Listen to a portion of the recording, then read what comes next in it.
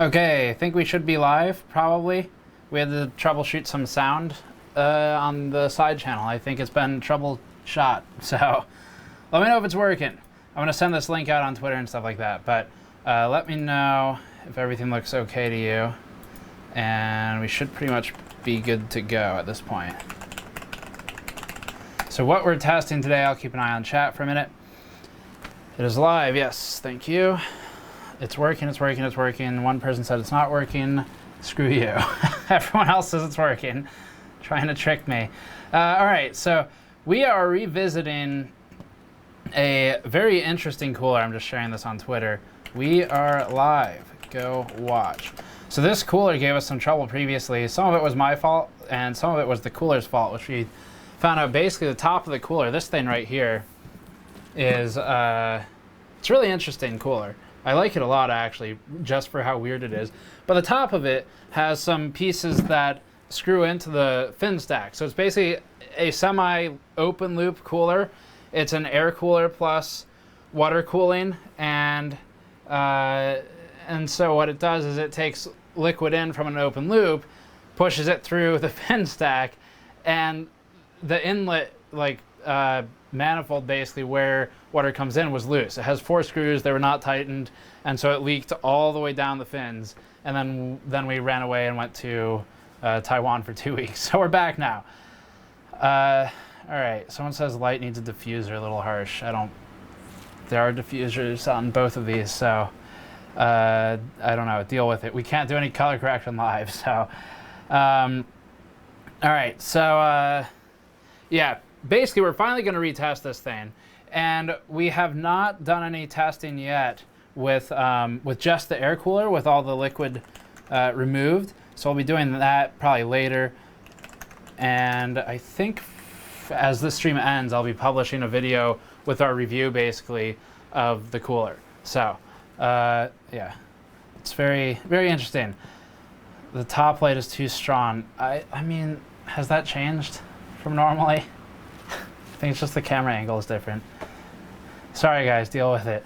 All right, so yeah, it's really fun. I'll show you the setup in a moment, I guess. Quick mentions here. So this is the cooler. It's the PC Cooler W120. It's $100. We bought it on AliExpress, and as I noted, it's particularly interesting because it has some of these are normal copper heat pipes that don't have open loop liquid in them. Of course, copper heat pipes do have a liquid in them, but it's not the same as we're talking about with open loop. So these 2 center pipes right here go down through the cooler like normally into a cold plate, which I haven't opened yet, and I hope we can do that on stream today, maybe, depending on time. So we might actually open this cooler today.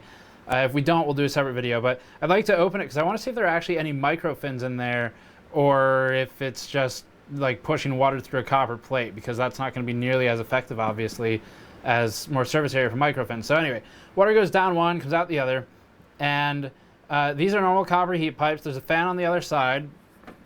The fan's actually pretty high CFM. We tested it on the previous stream, and it was up there, definitely. But it's a cheap fan, so it's a bit noisy, and it's cheap plastic, so endurance is kind of questionable. So anyway, PC Cooler is the company, W120 is the product. It was shown 7 years ago at Computex, and we never heard about it since then. And this is, oh yeah, people are already pointing out the 500 watt claim on there. So this is the inside of the box. The reason I'm showing you this, you might see some yellow aging in there. And I think that's pretty much evidence to how long it sat on a shelf before we rescued it. Because this thing, again, shown first time 7 years ago, and I've never seen a single review of it, I don't think. And the thermal paste that came with it is completely hardened. I think I actually still have some. Let me see. If we do, I can demonstrate for you. Yes, okay. So this will be in the review that we'll be publishing towards the end of the stream. This is the thermal paste. It's 1 gram, and they call it A2 is the name. Oh yeah, I'm wearing the new shirt, by the way. You can buy this on the store now that we're getting a zoom on my chest. So if you like the shirt design, it's store.gamersnexus.net. Pick it up. Anything you buy during the stream, I will shout out your first name and where you're from. And of course, we greatly appreciate the support during the stream. So this is the new Blueprint shirt. Anyway, yeah, 1 gram allegedly A2, and I don't know if they claim, yeah, they say 4 watts per meter Kelvin. Now here's the problem. This stuff is so old that it basically comes out pre-cured and like hardened. So like that's what you get. I mean, if I can push it around and it's not spreading, this is just like a plastic ball at this point. So we tested with their thermal paste and with our standardized paste, and it is a significant difference between this, which also speaks to shelf life of pastes as they cure. It's not very good. So we'll show that. All that gets published in the video as the stream ends, but we'll do some live testing today as well, just to show you how it all works. And yeah, so let me show you the system itself, and then we will do a couple more notes before testing, and we can get into testing as people fill the chat. Should move this light back. So Andrew's going to go hand cam here. So give us a moment. All right, so here's the system. I have a thermocouple in here right now, just a straight thermometer actually. And this is just our pump and reservoir combo. Currently we're hooked up to, so thermocouple's in here just for water temperature. You'll see why that's relevant later. We have quick disconnects, added those in line, and I'm so glad I did.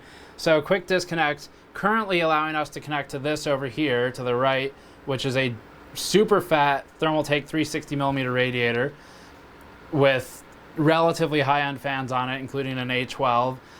And so this, also teetering, by the way, it's way over the load limit of this pillar. So this is hooked up. We have a 360 rad plus 3 fans hooked up to a $100 cooler with a pump and reservoir. So we're well over $200 for total price. We're probably approaching $300 for this cooler. So it better be damn good, because you're in beginner level open loop territory with this. And we already tested all this stuff. Like I said, we're going to go through some of it on the stream just to show you. And then I'm hoping we can just QDC this, hit the disconnects, and take it apart as we go, or just remove the radiator from the loop if you wanted to see that testing live as well. So anyway, right now, ambient is 25.1 and the liquid temperature is 27. Just for reference, it's kind of hotter in here today than normally. So that's the cooler. If we can get a closer shot of this, I think it'd be interesting. So this is, here's our fittings. It takes G 1/4 inch fittings and barbs, and so we're actually using the ones that came with it, and then we have EK ones elsewhere, and just zip ties to apply some pressure, because it didn't come with anything to clamp down on the barbs to make sure liquid doesn't leak out, which was another problem we had. And then under this cover plate, there are basically, it's an inlet manifold, and 4 screws hold it in, and they were super loose the first time, which allowed leakage, but that's been corrected. And then normal fin stack with actually pretty fat fins, not a good thing, not very high fin density, plus a fan on the other side. So you have a fan blowing through a tower cooler with water cooling via external pump, and bring your own radiator basically is the setup. So that's what we have going on. And I'll just move back over to the set now, and we can go through the rest. Where's this light go exactly? Here?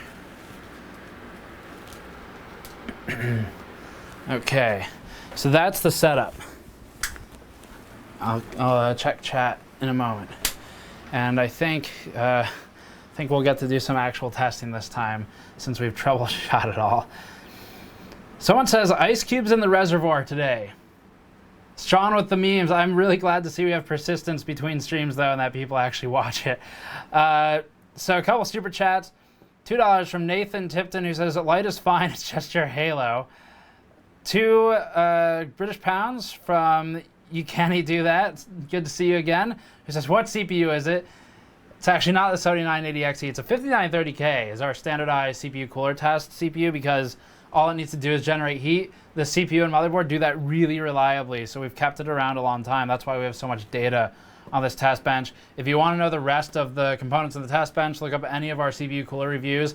The Kraken X72 is probably one of the most recent. You can look it up and check the testing methods or test parts if you're curious. And I think You Can't Do That also says nipple cam or no merch purchase. Brendan, $5.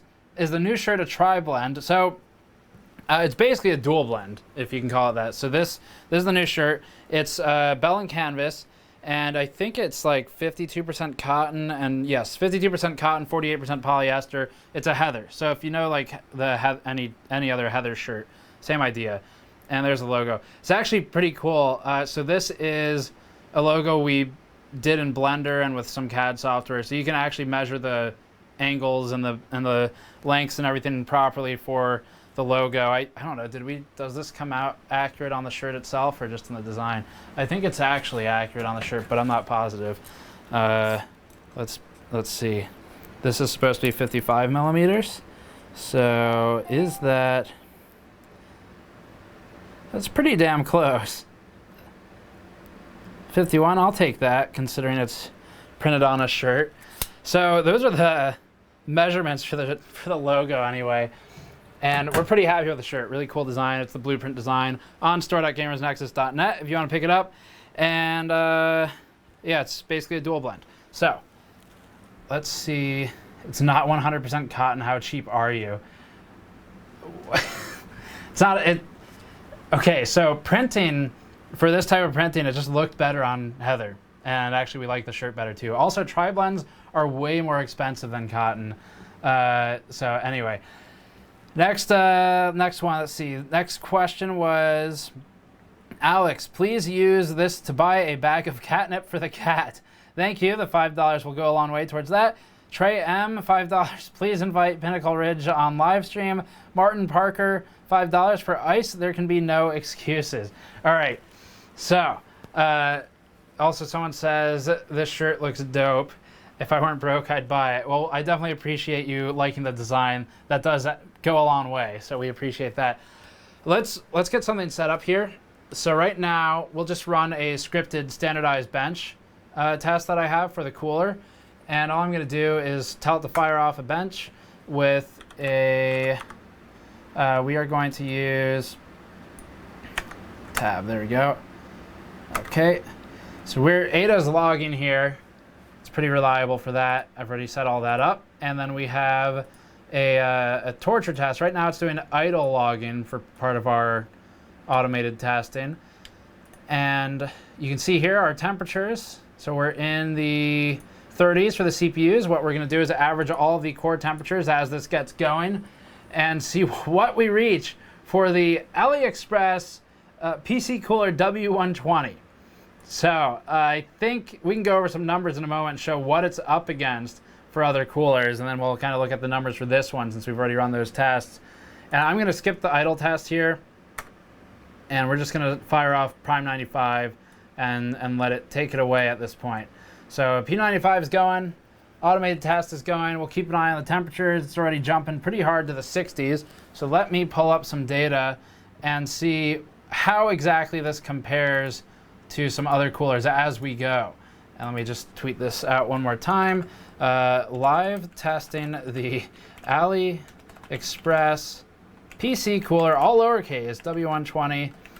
A very weird water plus air cooler. Check at the link. Okay. The rest of you were here first. All right, so for previous numbers, let me see what I can pull up that we can share on screen. CPU, bench, coolers.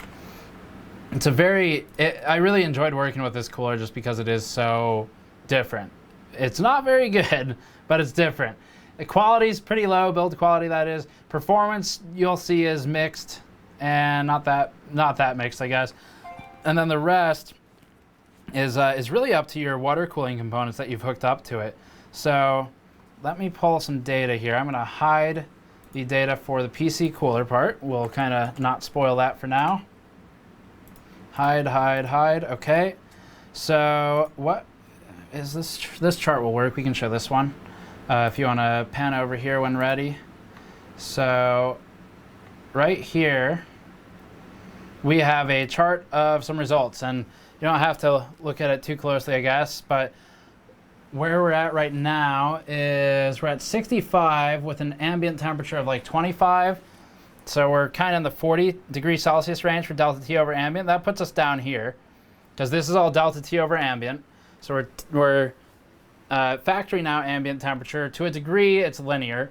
And once you start getting more than like 10 degrees or so, it's non-linear, but we're not more than 10 degrees difference in ambient temperatures. So EVGA CLC 120, 2500 RPM. This is a 120 millimeter radiator and liquid cooler at 41 delta T over ambient. And our cooler right now is at about 41, 42 delta T over ambient for the 360 millimeter radiator. And we'll see how that goes as it carries on. So that's some quick data for you.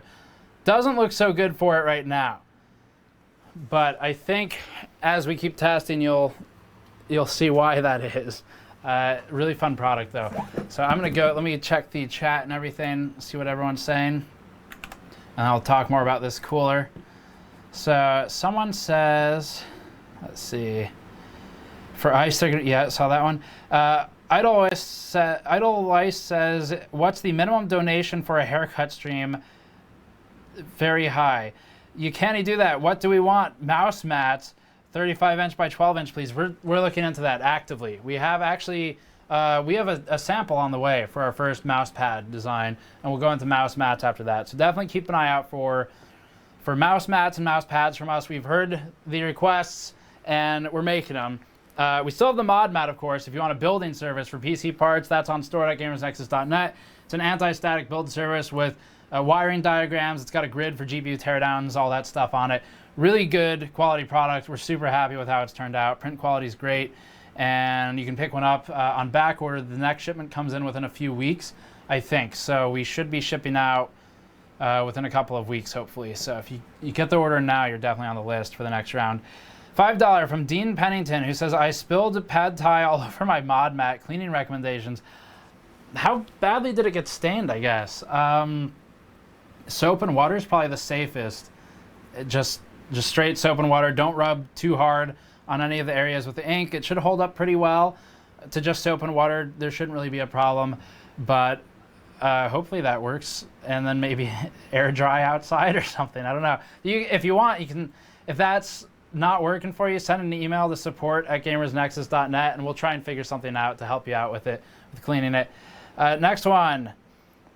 Jack Reitman says, I am at work, $5. I'm at work. If I get fired for watching you test a piece of shit AliExpress cooler, the blame is squarely on your shoulders. I accept it, because this cooler is amazing, and it's completely worth testing live, which is right now, by the way, we are approaching 70 degrees for the core temperatures. So I'll remind you, this thing's not overclocked that far. I think it's 3.8 gigahertz on the 5930K, and I want to say it's about 150 watt heat load. If you remember, the cooler on the back, the box anyway, it says, where is it? Thermal power, 500 watts. 500 watts cooling, they say. We've got about 150 on here right now. Okay, let's be fair, 163. And at 163, core temperature's already in the 70s. If we increase that to 500 watts, there's no way this thing would still be up. It'd be way past TJ Maxx. So we're in the 70s already before doing a delta T difference. But after that, we're probably, I don't know, we're in the 50s, something like that. And this is with a, let's see, let me double check a couple of things. But this is with a 360 radiator and 3 fairly high-end fans. How's this doing? Pump's on. Everything's going. What is the liquid temperature? Liquid temperature right now is 30 degrees. It's actually not bad, because ambient is about 25 in here. Liquid temp's at 29.5. So really not terrible for liquid temperature, and that's because of this 360 radiator. Without it, we'd really be suffering right now, as you'll see in some of our data later. Because with just some of the original live stream, we asked you all to participate and asked, okay, so for this thing, do you want us to hook it up just to a pump and reservoir and do basically direct link, or do you want us to add radiators? And everyone wanted pump and reservoir, and we added radiators later as seen here. Pump and reservoir really doesn't cut it for this, because there's just not enough airflow over the liquid. I mean, the actual exposure, the surface area exposure of liquid to a fan, if you don't have a radiator, is extremely small. Because you have two pipes, and I don't know how big they are. I want to say maybe 8 millimeters. Two pipes that run straight down, 8 to 10 millimeters, and the air is just blowing over those, and then you're hoping there's some conduction. Maybe it's, I would hope these pipes are soldered to the fins. So you get some conduction, yes, but there's not a lot of exposure of anything containing water to air. So what happens is the liquid temperatures can run up something like approaching 40 degrees or beyond. But approaching 40 C for liquid temperature with, in our original testing, ambient of about 21, because we weren't running all the streaming equipment, that's pretty bad. So adding a radiator brings us down to 29, as you saw a moment ago on this bench right now. 29 water temperature is really not bad, but the rest of it is kind of rough. So a couple questions here. Nori Rivera, what CPU are you running? What are the out-of-the-box thermals? Did Fantech snub you? Where is Snowflake and Midnight? Did you hug them? But before that, this message is brought to you by the GN Discord channel. Nori getting in every single GN meme I think we've ever had in one message. It was definitely worth the $10. I hope you feel the same. Thank you, Nori. So what CPU are you running? Not a 7980XE, not an 8809G, which I've memorized specifically because you all memed me into memorizing that name, but the 5930K. Out-of-the-box thermals are currently, if you consider testing out of the box, 74 before delta T subtraction. And next one, Ace of Spades, 878, good name. Bad thermals, PC Cooler should have paid you at Computex. It's Computex 2011. That was a long time ago, and I don't know that PC Cooler got any Western coverage at all, actually. I forget how we even found this thing. I think we were just looking around on AliExpress. $9.99, Justin Murphy, I have an ugly desk. Can I get a mod mat in a custom size? We can't do custom sizes. It's really expensive because there's a minimum order quantity, because we don't like own a factory. We give them all the specs and quality control it, but ultimately we have to make a certain amount of mod mats. So it's 4 feet by 2 feet for now. We're working on a medium size one, and hopefully we'll have some progress on that soon. So if it's too big at 4 by 2, then keep an eye out. We'll have a smaller one for you. Last one before I kind of move back to some of the testing. $5 from Martin Parker, who says, have you considered following market trends by adding RGB and tempered glass to the mod mat? Do you think it would affect airflow and thermals? Well, you know, I think what we really need to do is add a vertical GPU mount to the mod mat, because that is where everything shines. It's vertical GPU mounts close to tempered glass. Something about that combination just makes a lot of sense to me. Actually, on that note, we are recording something on vertical GPU mounts today, after this stream, on thermal performance for distance from the glass. It's really interesting, actually, how much of an impact there is if you bring the video card like an extra 3 inches away from the glass. It's crazy. So we'll have a video on that filming today, go up soon. And okay, let's look back at this for a minute. So we're still running through cycles on Prime, and what we do is take an average after it's all done, and the average is it allows us to look at cooling performance as the liquid kind of goes through its cycles of heating and cooling. So we can get an idea for cycling and how well a cooler is able to soak the performance, or the heat load rather, so we can actually see over time, does the cooler do better or worse than its competitors that we're testing against. And for this one, let me check some of the temperatures here. Ambient is still about the same. Water temperature is still 30 or so. So let's kind of bring this over here. 29.9, is that visible? Ambient's reading a bit higher because I'm moving the thermocouple around right now, but it's 25 when I'm not messing with it. It's 25, and then also I'm just putting it in the air path. And then 29.9 for the thermometer that's in the tank, the reservoir up here. So water temperature is actually pretty good right now, and that's again because of the radiator. So going back over the parts, if you're new, a couple new people joined the stream. we have a 360 millimeter radiator with 3 120 millimeter fans, 2 fairly high-end Corsair ones and a very high-end Noctua A12. And those are blasting. I think we're noise normalized to 40 dBA right now on the cooler. So it is actually going to perform worse than if we maxed everything out. But noise normalizing gives us a really cool data point that we can use to see how does this perform and what is the cooling efficiency at a given noise level for any cooler on the benchmark. So we'll compare these numbers to all the other 40 dBA noise normalized numbers momentarily. And just going back over it again, the tower cooler is back here. It's got a couple of heat pipes that go, or water pipes that go straight down.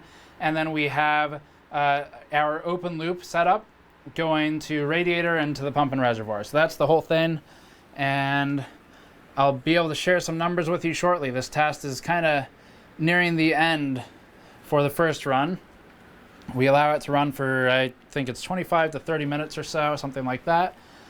And that works very well to basically saturate any cooler thermally. So we kind of make sure we run up against the limits of everything. Charles Riley at $2. If you use tap water, how long for a cup of tea? Is that a meme? I feel like that's a meme I'm missing. I'm sorry. We use distilled water for it. I'm sure that doesn't play into the meme. How did the test without radiators do? Well, I can answer that. So what does chat think here about this thing? We've got, let me read you some numbers. So let's look at a 120 millimeter cooler. So for a 120, we had, actually let's look at a 140. The Kraken X42, 1700 RPM, was at about 41 degrees delta T over ambient. So how well do you think the PC cooler does? Where would you place it? Just take a stab, doesn't matter if you're right or wrong. If we have an X42, 140 millimeter CLC at 41 delta T over ambient, basically, where do you think the PC cooler W120 lands with no radiator? Above or below? Let's do that. Above or below the X42? That's what I want you to answer, and that's without the radiator. So let me know what your guess is for that. Most people are saying lower. So when you say lower, we should clarify that. Above or below in the literal sense, as in if you say above, it means higher temperature, not higher up on the chart, but higher temperature. Below, lower temperature. So we're seeing a lot of hot. I see hotter for sure, lower, above, below, above. It's actually pretty evenly split right now. More aboves. Below and ranking above in temps, yep. So, all right, with a fan on it, yes, with a fan on it, and just no radiator, no radiator fans. All right, so lots of hot, just hotter than using a potato, above, thermal throttle, below. Okay, so what we ended up with, let me see if I can find one of these charts. Yes. So we've got a video that'll go live as this stream ends that you should all check out with the full review of this cooler. But I'm going to pull up some of the results right now once the server lets me log in. And we can go over how it did. This one, during this test, it's still in the 70s, 75, 77, something like that. So it's pretty hot right now.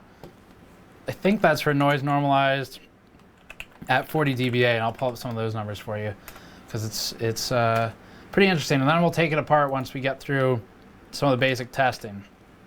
So yeah, W120, really fun to work with. Absolutely not something I'd end up recommend buying. It is, after all, $100, and it took like 5 weeks to ship here from China. So worth the wait, absolutely. Worth $100 for anyone who's not streaming or making videos? No, definitely not. Well, unless you want just like a really unique piece of hardware that's not particularly good, but there's plenty of that out there already. So let's see, results please, server. And in the meantime, I'll get up the 40 dBA testing. So let's, let me log into this one more time. Also, we have a couple of store purchases that I need to read out for those of you who pick stuff up. We appreciate it. It's a huge support. All right, coolers, PC cooler hybrid charts, and let's pull up the noise normalized chart we can zoom in on this. Where's my zoom? There it is. All right, so here we go. You'll see these numbers in the proper video later. Is that okay on camera? So we got the video review coming out after the stream ends. This is noise normalized. So it's at 40 dBA, measured at 20 inches. And that allows us to see how effective is a cooler as compared to its neighbors if they're all set to the same noise level. So if you have a cooler that's really quiet, to a degree, this one notwithstanding, we can bring its fan speeds up, and that'll allow us to let it cool better. And if something's really loud because they use just loud, poor design fans or something like that, we're forced to bring the RPMs down. EVGA CLC 120 is a great example.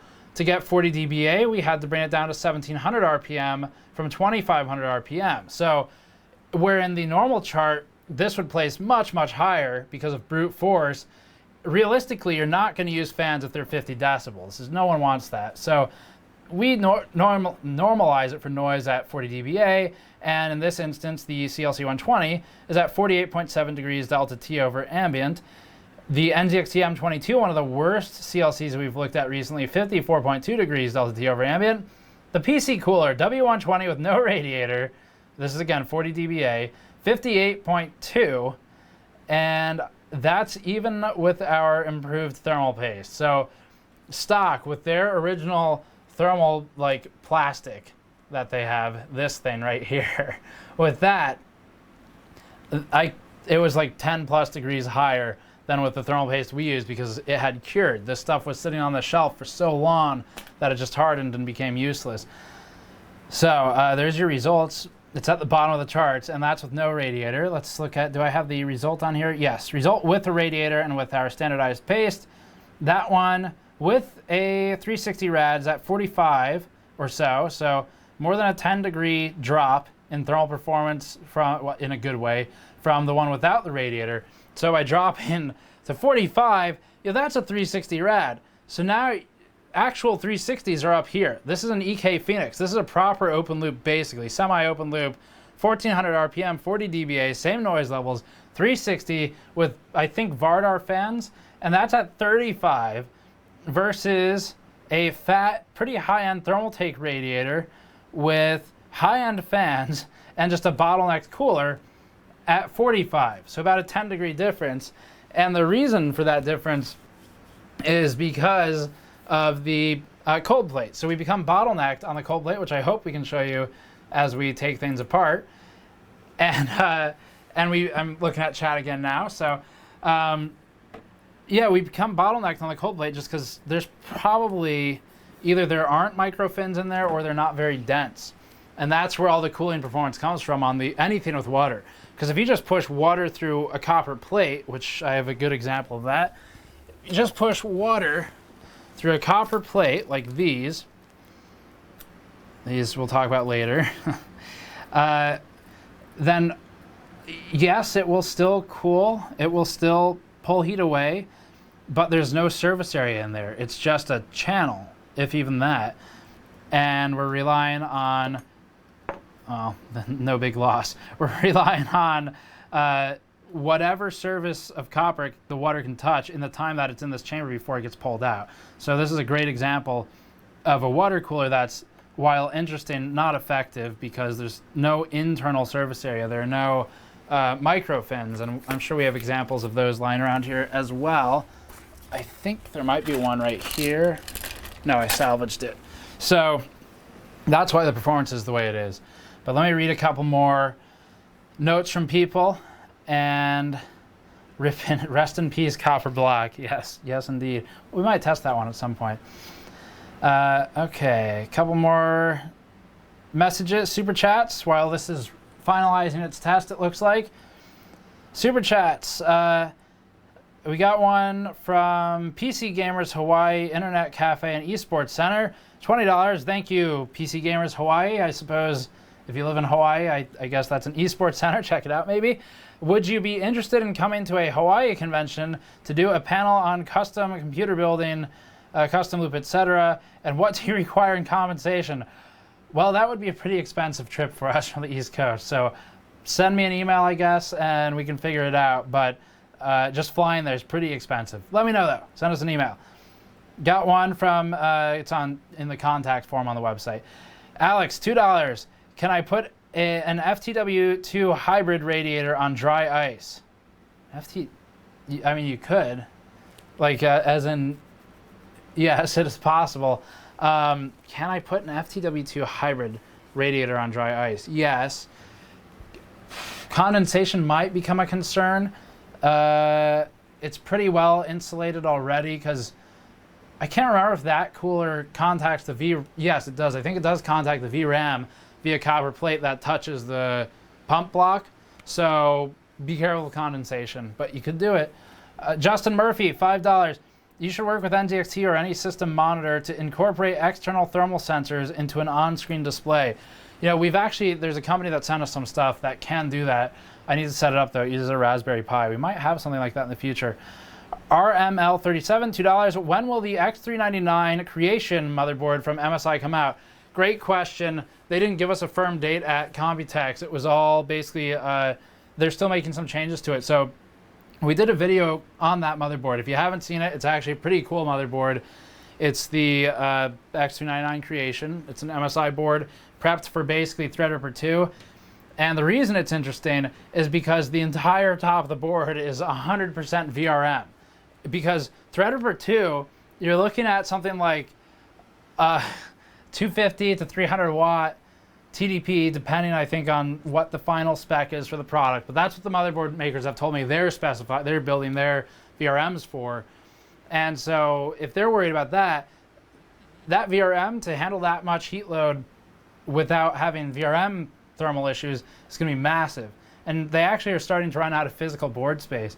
Really interesting motherboard, but I do not know when it's coming out. Unfortunately, I would assume close to August or in August, as that's when Threadripper 2 launches. Justin Murphy, $4.99. Can we get, oh, you know what? We should turn this on. There we go. Can we get a teardown crystal that plugs into an RGB header, maybe with some sort of mounting for inside a PC? So this is the teardown crystal. If you haven't seen it, we gave some of these away as awards. I wrote on them, autographed the base, wrote what the award was, gave it to Noctua for having the, quote, least amount of RGB shit at a booth award. That's what we gave Noctua this year. I think they had 0 RGB devices, which is actually, I really greatly admire. And they asked when they got it, he said, does it have RGB LEDs? So what a great irony that would have been. Our medium base has RGB LEDs for the medium-sized crystal. The large one, it doesn't rotate for the retail product, but the large one has just white LEDs in it. We thought it looked better that way. It looks really good lit up white. But RGB header is a funny idea, and if there's interest, we could certainly look into it. So a couple more super chats. We'll get back to the testing. Kenneth Madsen gave 20 DKK. I'm not sure what is DKK. Someone let me know. So no RIP LTT2 this time. No, unfortunately not. But I have been speaking with AlphaCool about getting a chiller in. So I'm hoping we can get a chiller in. And Linus and team, open invitation. As soon as you're ready, let me know. Let me just tap the ground because this is $3,000 I'm about to touch, so why not? So this has been just lying there waiting. Lonely, waiting for somebody to challenge it. It's the Titan V that we used in the RIP LTT stream with the liquid metal removed, mostly, with open loop, cooler removed, all that stuff. And it's, you know, Linus and Alex and anyone else at LTT, when you try to go to sleep at night, I want you to think about how lonely and sad this Titan V is, waiting for somebody to challenge it so that it can be brought back into action on another RIP LTT stream for when we next need to compete for a high score in 3D Mark, which is about as valuable as points in Whose Line Is It Anyway. Martin Parker, last one I'm reading for a moment, $5. Which would have better thermals, a good liquid cooler or an air cooler where instead of using fans, they're placed on the roof of a car going 70 miles per hour? Okay, let's think about this. We're gonna have to make a lot of assumptions here. In physics, there's the assume a spherical cow joke, so we are going to do that. Which would have better thermals? A good liquid cooler or an air cooler where instead of fans, it's on the roof of a car going 70 miles per hour. So you're pushing, I suppose, roughly 70 mile per hour wind effectively through the cooler. if we assume that everything else is equal and that the cooler can like mount and not be ripped off and stuff like that, I guess it would depend on the heat load, because ultimately you'll be limited to some degree, do a car cooler video. You'll be limited to some degree by the cold plate on the air cooler and how well it can bring that heat up to the fins. Because if you can't get the heat into the fins fast enough for all that air to really do its job, then it's not going to matter. It's not going to add any real performance. I do think that's a funny idea though, and if we were a bigger media outlet like LTT, perhaps we could actually test it. But alas, I don't know that I have the budget to do a CPU cooler on top of a car test, because that'd probably take a lot of time to figure out. Really fun idea though. I would have to say, if I'm going to pick a side, I would have to say, you know, if it's a good air cooler, like one of the high-end Noctua ones, I think you could get them pretty close. Like maybe tied, maybe slightly better with enough airflow. If there's all that surface area and fin density and everything, I think you would pass the radiator. So next one, that's okay. That's it for now. If you have more super chat, more questions, whatever, send in a super chat. I'll read it as we go through testing and stuff like that. So this finished its test. It survived. It didn't crash, to its credit. And let me pull up some numbers for you and show what's going on with this thing. So let's pull up the all thermals chart. This is a good one. So we can pan over here. I apologize for filming a screen. However, we will be publishing the video with this chart after the stream ends or towards the end of the stream, something like that. So you can watch the full review of this particularly interesting cooler, the PC Cooler W120. So this is our all thermals result chart. How does that look on camera? Is that fairly readable? And hopefully you can read it okay, but I'll read it for you if not.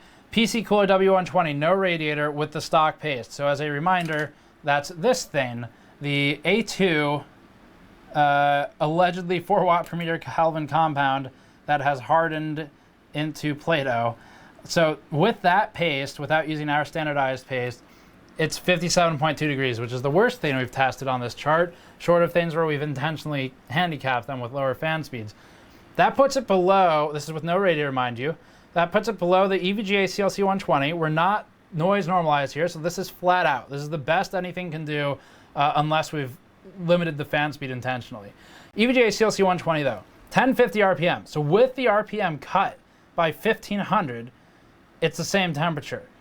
That's pretty disappointing, but if we replace the paste and go with standardized paste for us, that's an Asetek compound with no radiator, we are at W120 is at 54 degrees Celsius over ambient, which puts it about on par with the NZXT M22 at 2050 RPM, which is a cooler we did not particularly like. So there you have it. Next listing. PC Cooler W120, 360mm radiator, standardized paste, is at 41 degrees over ambient, and that puts it as comparable with a 280mm, or actually 280mm at really low RPMs, or a Corsair H100 IV2 at 1500 RPM, which is 41 degrees. So a 360 rad with 3 high-end fans. This is basically $300+ of hardware right here, pump, res, everything. You have to buy it all separately. You only get the cooler for $100. Performing worse than a $100 CLC 240mm. So that kind of gives you an idea of where everything is. I think that's the highest scoring one on the chart for the PC cooler. Yes, it is. So that's that one. See if I have a couple more charts here. We can show maybe water temperature or something like that. How do I scroll? There we go. Water temperature. So for this one, what we're showing, I'm gonna leave it that size if that's okay, because otherwise the chart changing will break. So this is water temperature, 0 to 100 scale. This is without subtracting ambient. So ambient temperature is 21 degrees Celsius during all these tests. Time on the bottom, 0 to, I don't know, about 2,000 seconds or so. And what you have is a great example of why radiators matter for this kind of thing, because the blue line is the stock cooler, standardized paste, so using ours, the good stuff, and no radiator. and that ends up a bit over 25 for starting, and it starts kind of, let's see, peaking at around, I don't know, I've got the numbers somewhere, but maybe in the 30s or so, somewhere around there. Actually, it's a bit higher, maybe 36, I think is what it came out to without a radiator. And then the orange line is the original paste, no radiator. That had a problem because it's just not pulling the heat away fast enough. The red line is the standardized paste with a 360 rad, 3 high-end fans, and you can see it never really tips above 25 degrees Celsius. So liquid temperature really matters, and having a radiator changes that performance greatly. So that's a pretty important metric. These are the isolated tests for the PC Cooler W120. So this is just only the PC Cooler W120, the AliExpress special cooler we picked up.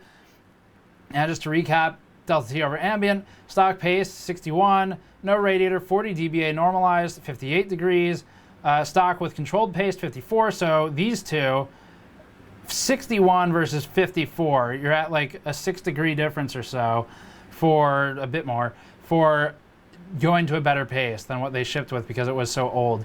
Radiator 40 dBA, so this is what you'd compare for this one actually. Yeah, no radiator 40 dBA versus radiator 40 dBA 45 versus 58. So the radiator helps significantly. Radiator 100% 41. So there's some numbers there. Noise levels we'll get into in that video. It's not too impressive really. It gets a bit loud though. So that's some of the charts. We've got a video we'll publish on all that, but I think we can do maybe a teardown on this cooler or something like that, hopefully during stream. Let me check. Is there a GN Discord? Yes. Patreon.com/GamersNexus. It will give you access to the Discord. If you go to the Patreon API and link your Discord account, that'll give you access to our Discord server where we have a pretty awesome community. And I try to get in there as often as possible and hang out with everyone. But it is a Patreon access, basically. It's one of the perks of Patreon. We got to give people something, and it'd be overwhelming without that. So if you want to join, that's where you can do it. We have a... who is this? The Martin, the Martin 123.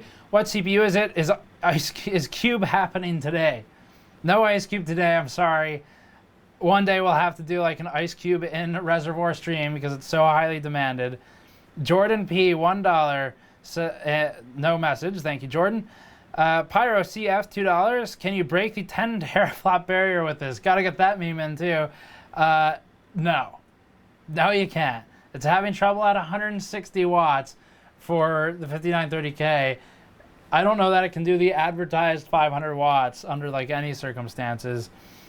This is a good one. Marco, 5CHF. Hi, Steve. What's your personal home computer setup and how do you cool it? It's awful. It's an FX8350, and the way I cool it is by underclocking it and undervolting it. And that is how it is cooled. It's killed 2 radiators at this point, or 2 CLCs at this point. $2 from Not Tayeb. Do you use hair conditioner? If so, how often? No, I use thermal paste and every 4 hours. So we're due soon. All right. So let me see if there are a couple of store purchases, and then as we read through those, I'm gonna take this thing off and we'll start taking it apart. So if you want to get a shout out with your first name and where you're from, you can go to store.gamersnexus.net. We have our brand new blueprint shirt. There are not too many of these in stock right now. If they're popular today, we'll order some more. But really cool blueprint design shirt for the GN logo. We've got the teardown crystals, of course, as always, behind me over here, which we gave a couple out as awards at the show. The vendors have to earn theirs, but you can buy one. And then we have the mod mat, of course, which is our most popular item right now, and that's for PC building, modding, stuff like that. So Dean from Massachusetts bought the blueprint shirt. Thank you, Dean. You are one of the first, I think, 5 or 6 to buy one. Next one is Ewan from the UK, who bought also the blueprint shirt, and I think I got a low stock notice after that one because we were pretty limited on that run. We sold another blueprint shirt to Jason from California. Thank you, Jason, very much. Hope you all like the shirts. We're pretty happy with the design. And then I think we've got one more in here to go through. This one is Sean from New York, who picked up one of the teardown crystal statues, the medium size with LED base. That's the RGB LED one, which I should have given to Noctua just for irony. And then the anniversary edition 15-ounce ceramic mug, which I've got right here with some dead memory in it. I hope that hurts you all very much, because that's probably was $200 memory at one point. All right, so we've got all housekeeping's done with those. Let's get through. What cooler do you have on the FX8350 currently? I don't know. I want to say it's like an Asetek unbranded fat radiator 120 or something is probably what I have on there. So, all right. I think what we're going to try and do is shut this down and see if it's going to be feasible to take apart on stream.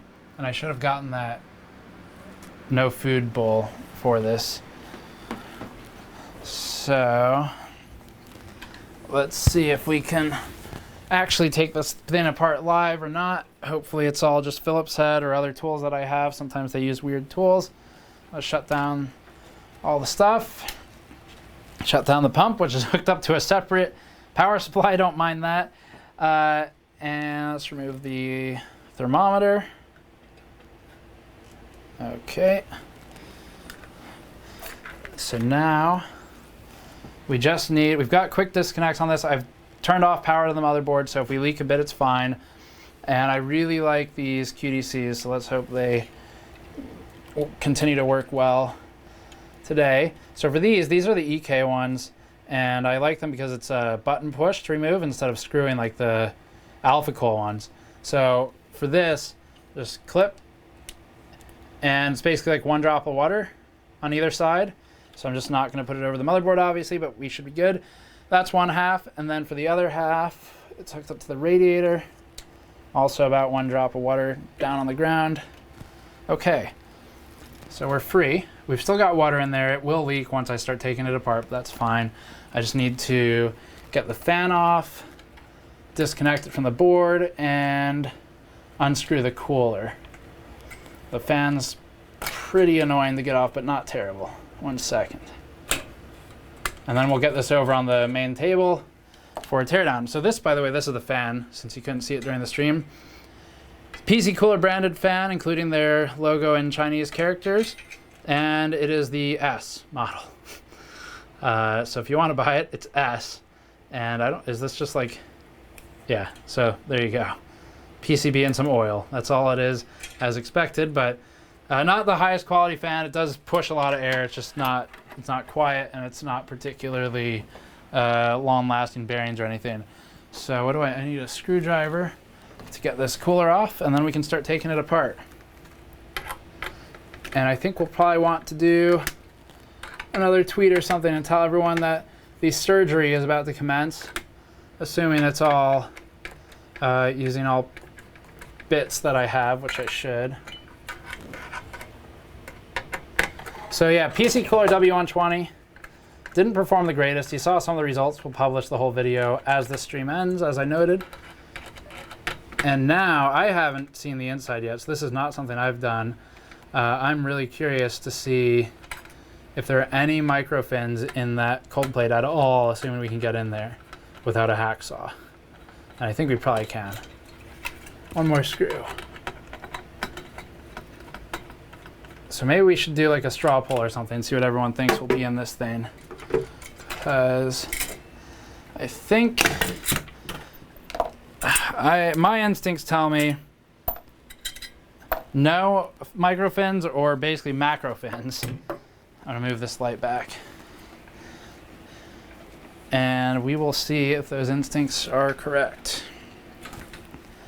So the cooler is freed. This is, if you didn't see it in the last stream, I'm happy to show it to you. So yeah, there's your PC Cooler W120. Take a good look at that while I tweet out the URL and tell everyone we're about to commence surgery. So surgery commencing on the AliExpress water plus air hybrid cooler. About to tear down live. Check it out here. Okay, thank you for bearing with me. Cool. Okay, so yeah, there's our tubes and zip tied together. These are the barbs and fittings that came with the thing. So they're hooked up right now. This was voted by the community to be what we used last time. And you can actually see some of the sort of inlet manifold back here that was loose last time, and allow me to demonstrate exactly what's going on in there, because that is where... Are we doing another vote for what fast food to get again? You know what? We should do that. Because every time people do super chats, a lot of the time, you know, we've had people not quite sure what to say or ask for a super chat in the RIP LTT stream especially. And a lot of them decided to just tell us what food to eat with their money after the stream ended, because we're always very hungry after these streams end. And typically it's been all kinds of stuff. So if you want to get your vote in, I guess go for it. So these are the screws that were loose. And this was what was ultimately part of the problem last time. Now, part of it was because I didn't tighten this enough, because it just, I mean, it wasn't hand tightening, and some of the other fittings I work with do hand tighten very well, but these needed a wrench. So anyway, some leaked out through there, and then a lot was leaking out under this plate, just along the sides, because these were loose. So I think what we need to do is just start taking screws out and see where it leaks. I already obviously know it's going to leak up here. We'll have to drain this anyway. So I've got my drain bowl downstairs, but we can just grab one of these. Hopefully that's got enough volume, although I doubt it. And I think we'll just drain it first. Let's see. What would happen if you over-tied these? What do you mean over-tied? Over-tightened? Over-tightened, maybe. So you mean the screws? If I over-tighten the screws, anything that happens when you over-tighten a screw, you maybe get some thread damage or something. But it gets to a point where it's obvious it's plenty tightened. All right, so let's just start with the screws at the bottom. God dang it, I forgot to clean the thermal paste off. Now I'm going to have to clean it off the mod mat later. That is what the mod mat is for, after all, as a hardy surface.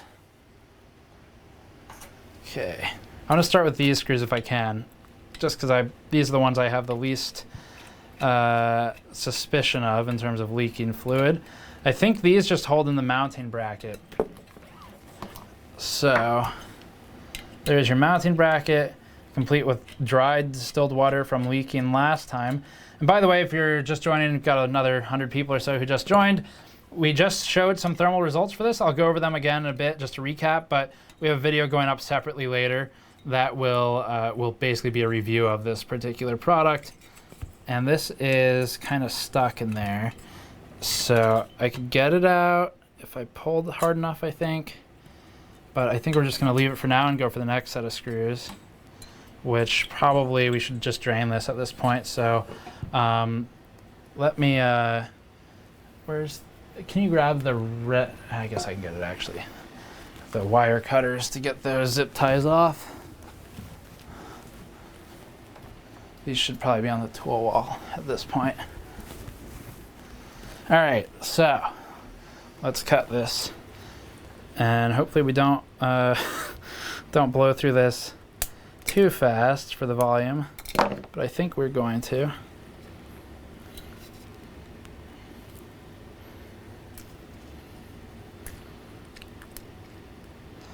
All right, there we go. The water-resistant mod mat doing its work once again. Pretty well, I will add. So we're only going to get so much drainage out of this because it's way down there in the tubes. There's some in the cold plate probably. And then hopefully this will drain enough that I'm not going to just get spilled on once I open the thing up.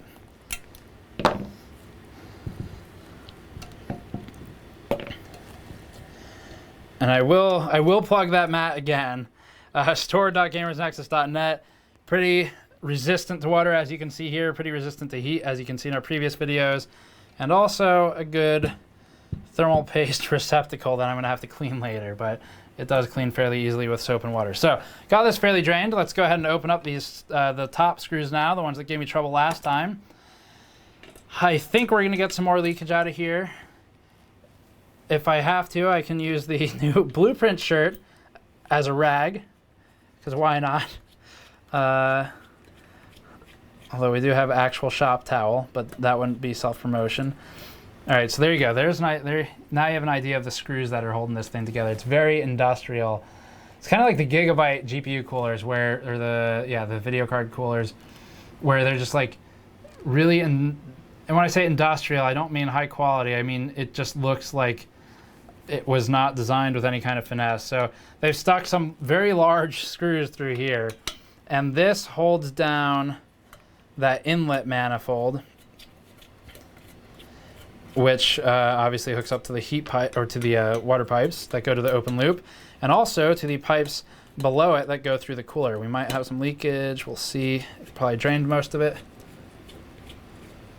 Those aren't even machine screws, lol. That looks like a wood screw. You know what? Yeah, it does look like a wood screw. It's got the pointy tip on it. So I don't know if you're a machinist or you know about screws and traditional hardware. Feel free to rant and chat about the quality as you see it, because you're probably going to see things that I don't. All right. So that's been loosened and can come off. There you go. That's the source of a lot of our leaking originally. Oh, God. This is like worse than I thought. Okay. So metal screws can have pointy tips too. Yeah, sure. See some corrosion on this, first of all. That, yeah, sure, by the way, wasn't meant to be dismissive. It was agreeing with you. So yeah, some corrosion on that. And basically the water comes in through one of these, comes out the other, of course. And we've got just these kind of cheap rubber gaskets basically on top of the pipe, which I don't know if that's like a 6 or that might be a 6 mil, which would not be particularly large. That is a 6 mil. So this is a 6 millimeter basically heat pipe, like one of these, except it's been emptied out. And you know, the biggest question I have is, did they leave in normally there's something in the heat pipes, like it's sintered or a weave material or copper, like the sintered copper in there or something like that. And I think this one probably is just a straight pipe. That is very blinding light. I don't see anything there. So they did actually remove whatever sintered or weave or whatever was in there previously, or just not put it in, more realistically.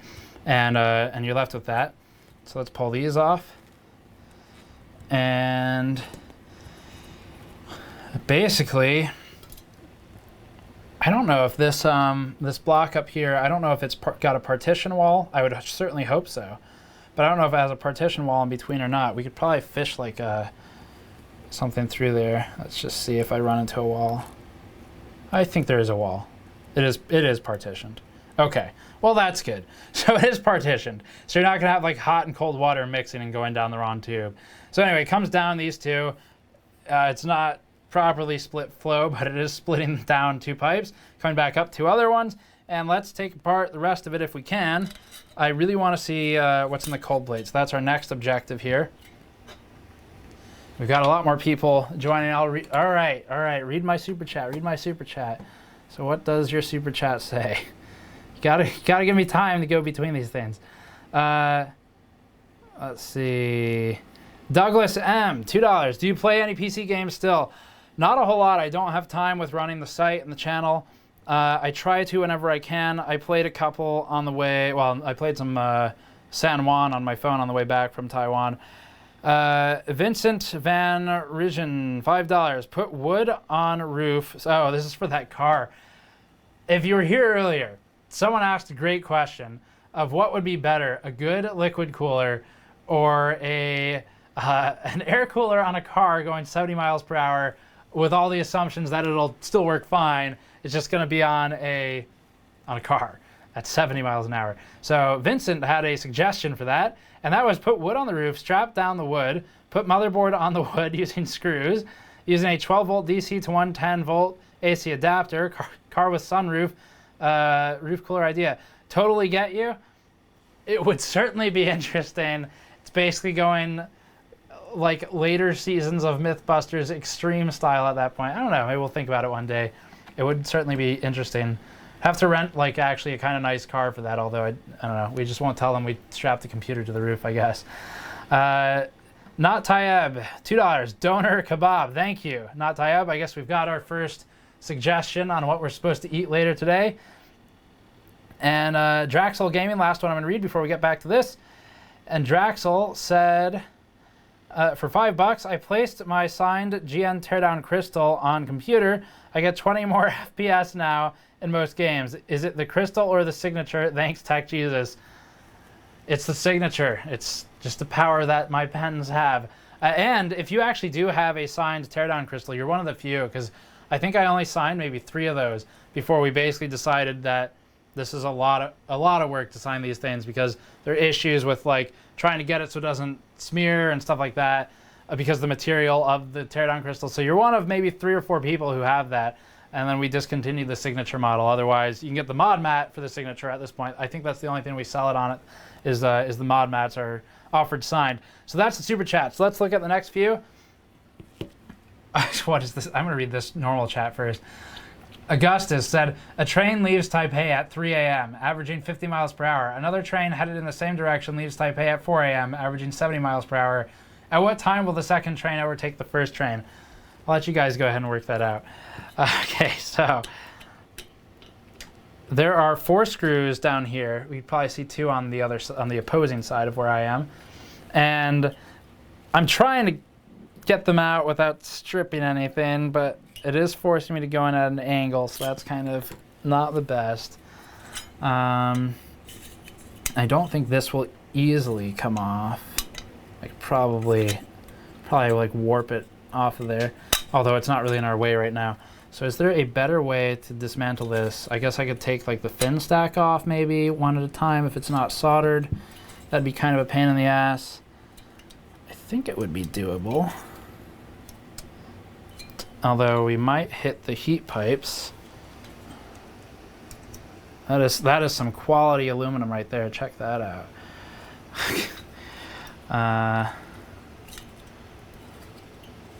Okay, how stuck down? We probably just dismantle this one fin at a time if it's not going to take too long, and then that would allow me to make sure I don't strip those screws. Hammers are good for dismantling things. Wait, strap the PC to a plane, and there will be bloodletting soon. Yes, this mod mat I'm working on right now has evidence of bloodletting from previous efforts, one of which was with this cooler. All right. So, I don't know, this is kind of stuck on the cap of the heat pipe. Is it the cap? It is the cap. I might be able to just get this off, and then the rest should be easier, I think. You might be right about the bloodletting. I don't know what it is with our fans and wanting to see my blood spilled in streams, but you guys really, really seem to want that every time we do one.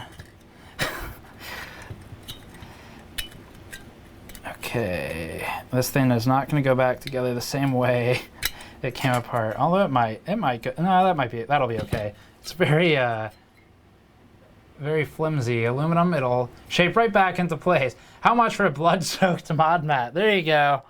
There's the comments I was talking about. That's gonna be extra. So get some corrosion in there. Almost looks like oil, but it is I think just corrosion of some kind.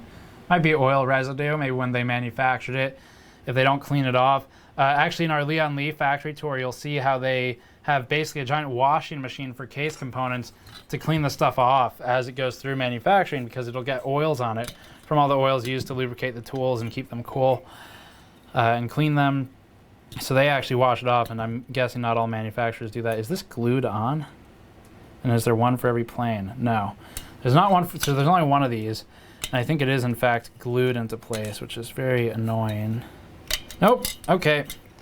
It was just hardened into place from dried water that leaked previously from the previous attempt where the top was leaking, and also the hose, the G1/4" fittings. One at a time on this. This is gonna be a pain. I need like a ruler or something. Where's a ruler? Let's see if this makes it easier. If it fits. Doesn't fit. Okay, well. Let's see. I might go, nah, we can get this off, I think. I might go the route of just unscrewing the bottom and hoping that it doesn't strip, because the angle is really bad, basically. So you can see the problem I'm having here. I want to take these off, but at that angle, I'm worried that with, oh, there's bloodletting. Worried that I'm not gonna be able to get the torque I need. Yeah, oh yeah, that's gonna strip.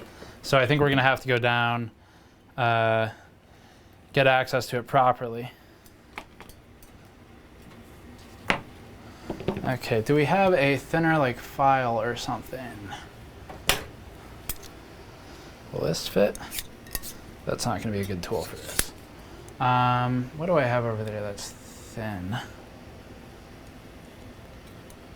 Not much. Let's see. Go with a knife. Add some danger to it. Let's just give this ruler another shot, see if I can kind of pry it off at the edges.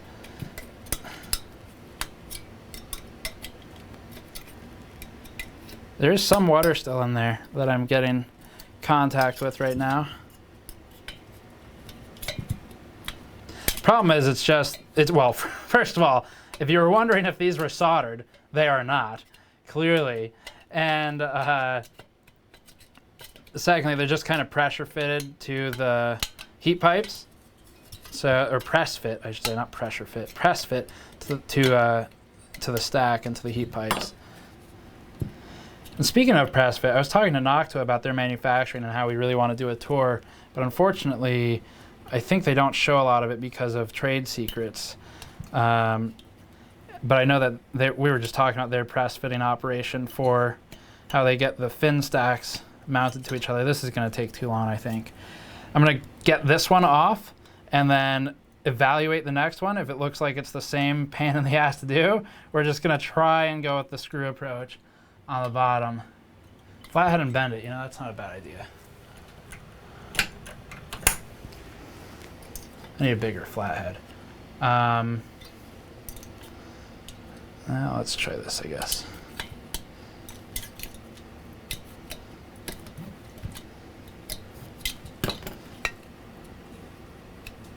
Okay, got one side, got the other side. Guess we're just gonna commit to bending these at this point. Too much of a pain not to. I saw someone said don't cut yourself, too late for that.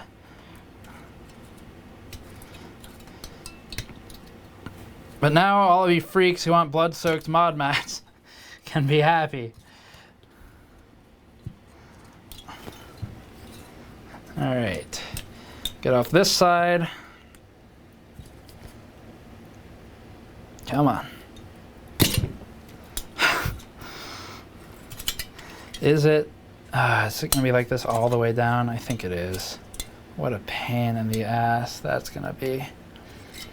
Although we can see the heat pipe quality at this point. Let me get this one off and we can look closer at how the heat pipes look.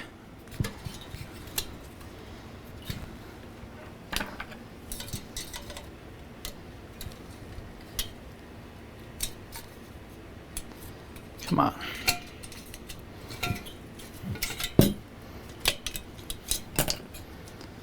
All right. Just bash the fins out of the way. Yeah, cut the heat pipes off. Yeah, we can do that too. Oh, someone's quoting Motherboard. The I bled for this thing. That was a great one. Can you grab me... let me get... it's almost off. Can you grab me the Craftsman red and black screwdriver in the case testing room? I think Patrick was working with it earlier. That will be much easier to work with. And while Andrew's grabbing a better tool for me, just break it. Yeah, that's basically what we're doing. We could do pliers too.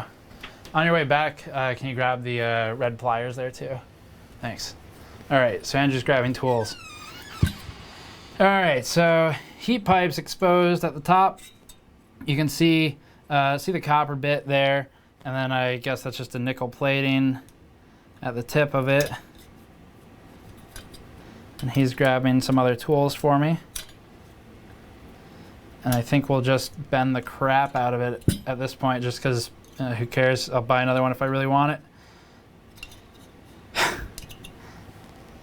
So thermal performance, by the way, on this, if you missed it, if you're new here and didn't catch the first part of the stream,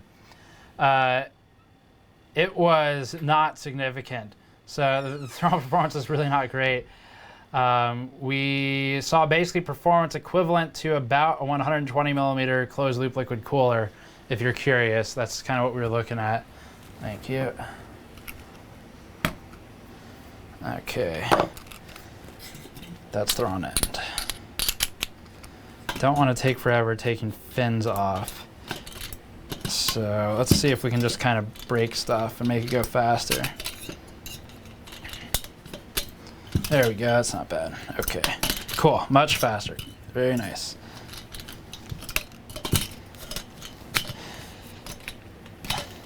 Yeah, so RIP W120, I suppose. If we want to test any more, we'll have to buy another one at this point. But it has served its purpose, and the full review video will go up after the stream ends. If you do want to see the performance in a condensed fashion and not have to go through the stream DVR or anything like that.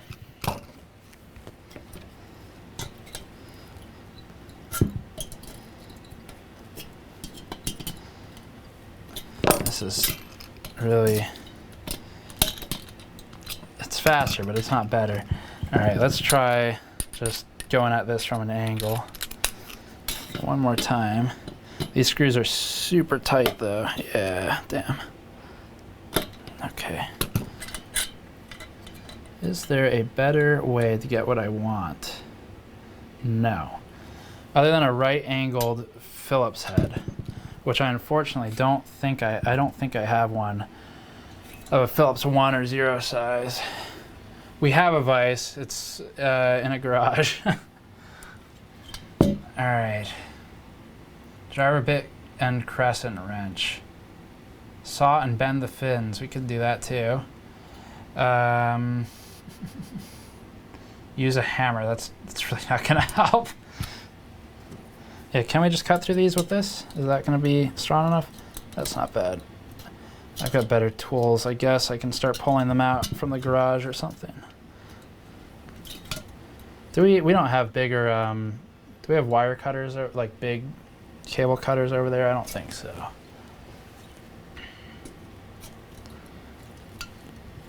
Now you get to see the true destruction of the pccooler W120 RIP. I think they still have a couple. We were probably one of the only people who ever bought one of these. It was sitting on a shelf for ages. $100 from AliExpress. Showed for 7 years ago. And this is how it ends. But the performance just wasn't that great, so I'm sorry.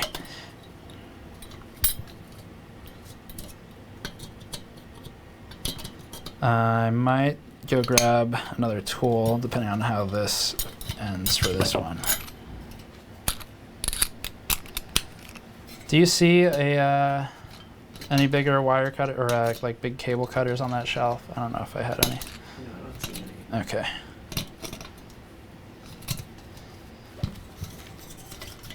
Please let that tool be gloves. I don't care. Who cares about that? Gloves. Bolt cutters and cut the heat pipes. Yeah, I guess you could do that too. I don't know if I have any bolt cutters. I really just want to unscrew the screws, but they're going to strip because they're in at, so these down here, they're in at such an angle, and I don't have a right-angled Phillips head, unfortunately. I guess I should buy one at this point. All right, there we go. Gonna get some table wobble. And then I'll read super chats about here's a donation for the Wobbly Table Fund, which I had some ideas on potentially doing one of those sort of like automated raising and lowering tables, because I'd really like to get one of those, especially for the set, just because it'd be so much easier to do like unique shots and stuff.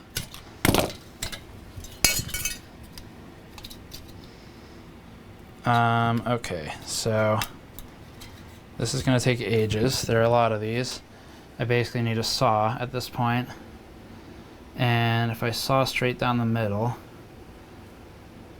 I guess you'd really just go through the heat pipes. Then we could do a heat pipe dissection too, which would be interesting to see if these are sintered or weave or whatever. Damn.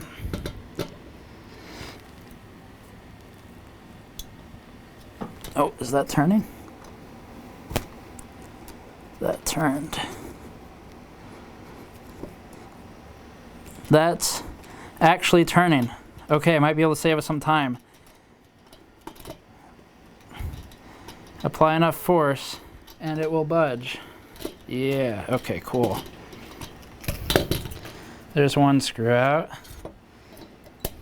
Oh, almost out. Probably have to get the other ones out too. So one.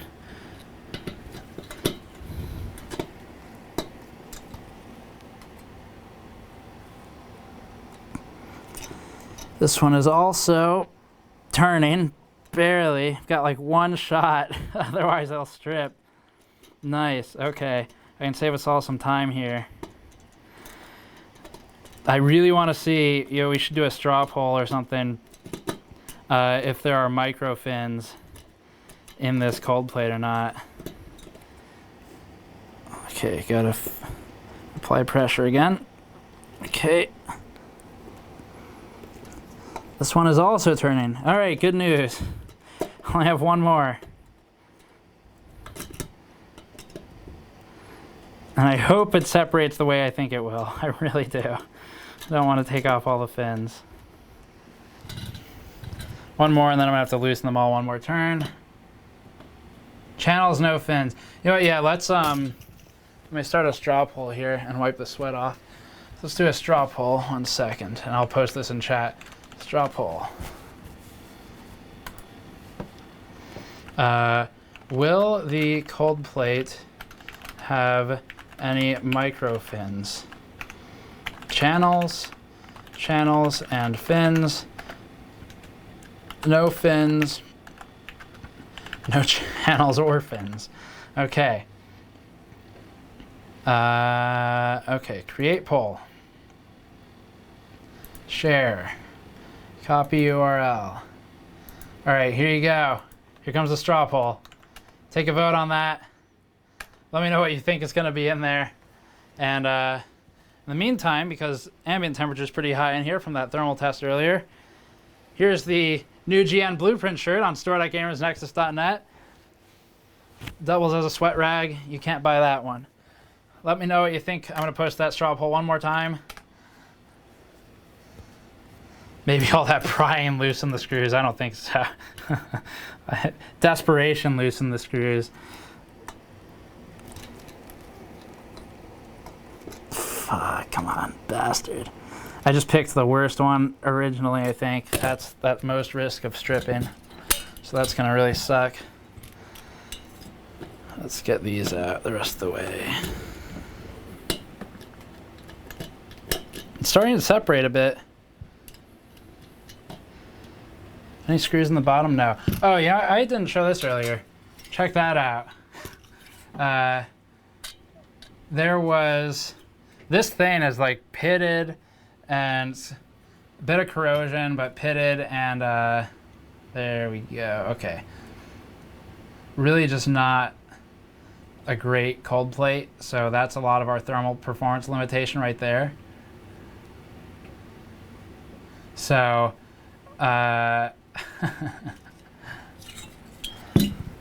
not the best cold plate. All right, that screws out, I think. So we get, there we go. So here's a look at the screws that are in there. Actually also corroded. You can see some brown discoloration on the threads. I don't know, the camera might not be able to focus, we'll see. We're gonna give it a shot. So there's some discoloration on the threads. Give us 1 second to dial it in. There it is. So overall, they mixed metals, and that's apparent by looking at this. Corrosion and blood looks good in camera. Thank you. So yeah, mixing metals, not even once. I'm curious to see if it's corroded inside the cold plate too. There's the next one. Is this corroded? Oh, it's gone. Okay. The answer was yes.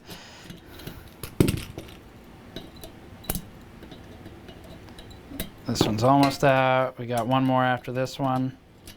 And it's going to be the worst of them all.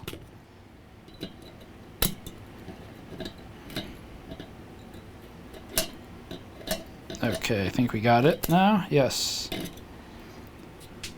Also corroded on that one. Everything's corroded. Someone says, I hope the cameraman is having a great day. It fled with shame. Yes, it certainly did. It's gone. Okay. Yeah, that was a good shot. Hopefully it picked up on camera when it flew out of the screw or out of the pliers. Last damn screw. This one is gonna strip. I can feel it. Just apply a lot of force. Please cooperate. It's cooperating. Okay. So what we're doing now is dismantling the PC. Oh, that's really stripping. It is coming out though. The PC Cooler W120 from AliExpress. We did a thermal test on stream. I showed some thermal charts for performance. We have a full review that's going up as the stream ends. The performance is suspect at best, and I suspect that the poor side of performance comes down to this cold plate that we're hopefully going to get access to with this screw out, but I'm not sure if these are holding it all in. That's also corroded. No big surprise at this point. So the question is, what the hell were those holding in? And was it actually the accept plate on this? Okay, screws pretty long. Yes, I mean, it was definitely holding on to this. So what do I just need to pry it off now? And then I think we can see the inside. No micro. Oh yeah, I should check the strop hole. Let's check the strop hole first before I pull that off. You're gonna have to cut the pipes. Yeah, you might be correct, especially if they're soldered. So let's see what the results are. Strop hole results. 412 votes. And they say, so 39% think there will be channels. 37% think there will be no channels or fins, so just like an empty hole, a block. 17% said no fins, and 8% think channels and fins. You guys really don't have high hopes for this thing, and you really don't see that. Don't seem to think that it's going to be a high quality design. I'm disappointed, frankly, that you don't think this cooler that's never made it to mainstream markets is going to be any good. So am I going to have to cut the pipes? I don't think so, because you can see there's actually a seam between them. So as long as they're not soldered, then I should be okay. Whether or not they are soldered is going to depend on the quality. Micro fin, not fins. A single fin, someone thinks, will be in there. Macro fin, as we've called it in the past. I don't know. That looks soldered to me. Oh yeah, I think that's definitely. Dang, what am I gonna have to do to get that out? Flathead and a hammer. How much is this cheap thing? It's $100, believe it or not. So where's the? Here's the top of it. If you missed that part, this basically sits on the top, and it is a. So you got inlet and outlet here. And it splits between four hoses, four pipes, not heat pipes, copper pipes, I think. And then that's it. That's all there is to it. It goes down and comes back up, and theoretically removes some heat on the way. Okay, so what are the, give me some real suggestions. How are we getting this off at this point? Spudger. The pipes themselves go under the plate, and the plate has those four tubes on it, so it won't come apart. That is true.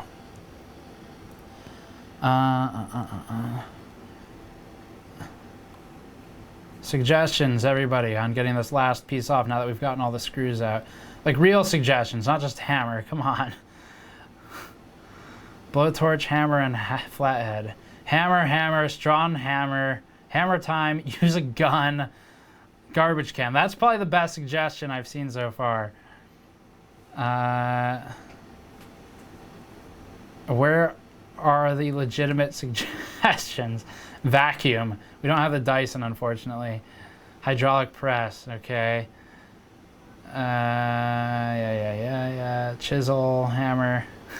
Too many suggestions. Blowtorch. We could try that, I guess. Heat gun. We do have heat guns. They're going too fast now. Heat gun. Do I have it back here? I do have it back here. We could try that. Take off the mounting hardware. You mean this thing? I don't think that's stopping us from anything at this point, unless there are screws in there that I can't see. Which I don't think there are. No, there are no more screws in there. Yeah, that's not in the way at this point.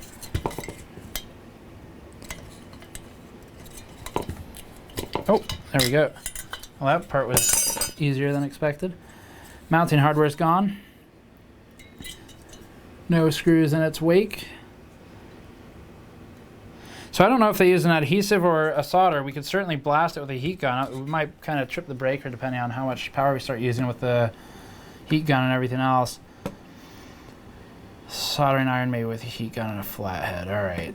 Let me read some of these super chats while I think about if I want to do a heat gun on this or not. Okay, so Socrates, $5. Mounted a PC on a mount a PC on Jay's 2 cents car, do a video and get unlimited amount of subs. Something tells me he's not going to want to let us do that. Use the oven. Don't plug the heat gun in the same outlet. Yeah, thanks. We only have one circuit in this room. Dennis Rigdon, $5. Ratcheting offset screwdriver. It's basically a wrench, but it fits driver bits. Oh yeah, you know what? That sounds like a great idea. I am going to get one of those. Thank you for the suggestion. I would probably be able to fit that into that tight space I was working with earlier. Okay. Oh, someone says they saw a 5th screw in the middle. Did you? In the middle of the plates? I don't see a 5th screw in there. I don't think there's a 5th screw in there. Okay, we get back to reading a few more of these. Try a small thin screwdriver with pressure between the wedges. All right. A couple more to read, or one more to read. Leon Korsov, $2. Thank you very much. Oh my God, ponytail, tech Jesus, so regal. Okay. Have Patrick hold the fin stack and use a hammer with a punch to knock the plate out. That sounds like something we should use a vise for instead. Okay, so we'll give the heat gun a try. I'm going to go through a couple more through these store orders, and then we'll get to that. Store orders. Theodore from California purchased the Blueprint shirt. Heather True Royal Blueprint shirt. That's this one that I have right here, which is currently covered in sweat. And this is not the one you are receiving, just to be clear. And also another one. Bought 2 Blueprint shirts. Thank you very much, Theodore, for the purchase of the brand new design. I think we're almost out of stock on those already, but we'll order some more immediately. Devin from, was this Hawaii? From Hawaii, purchased a medium teardown crystal. I've got the top right there. That smaller one is the medium with RGB base, and the mod mat. Thank you very much for the mod mat purchase. Those are still pretty popular, and we have another round coming in within a couple of weeks. So if you get your order in soon for the mod mats at store.gamersnexus.net, it is what we think is the highest quality mod mat in the market right now. So if you're looking for a high quality build service, you can grab that on the store. And then Trousty, I've seen your name a few times, from Iceland, picked up a Blueprint shirt, and that brings our stock down quite low on those. Thank you all for those purchases. Okay, all right, so let's get back to this then. And see what, cut the heat pipes and hit the block with a sledgehammer. Oh yeah, there you go. Sweat is worth more, DNA clone, okay. What were the screws, okay. What were the screws even doing? Someone says. Use a vise. Yeah, so like the problem every time we get into this kind of stuff is a lot of that hardware is on a different floor and we can't really stream it if we do that. So like if I really want to be proper about it, we'll have to cut and I'll have to go do it, film it separately and bring it back for a upload. Reciprocating saw off the VIN stack, then get a flathead in there. I do think that's probably the smartest approach, is to start cutting through the pipes or the fin stack. And that is something I would probably want to do as an upload as opposed to a stream, because like I said, different floor, and we're not going to be able to move the whole rig and everything.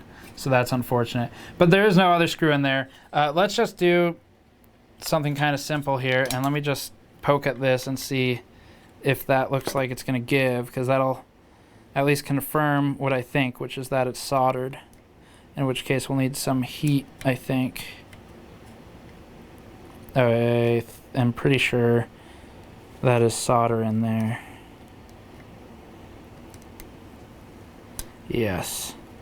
Let's give a heat gun a shot. I don't know what kind of temperature we'll have to push, or if we'll trip a circuit, but we can give it a shot. The very heat gun that we used on the in the mod mat testing. Yeah, I don't think a heat gun will be hot enough either if it's actually solder, but I don't know. I have a torch. I have Dremels with mini cutting discs. Yes, we have all that stuff. It's just different area. If you heat it to above 250 degrees Celsius, it should drop. Okay.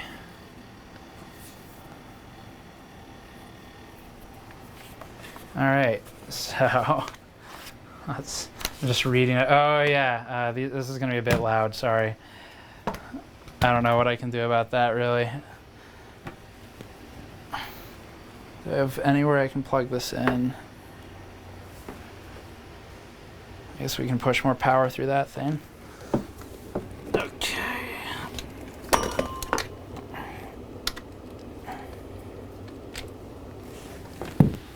Let's see if we trip a circuit breaker.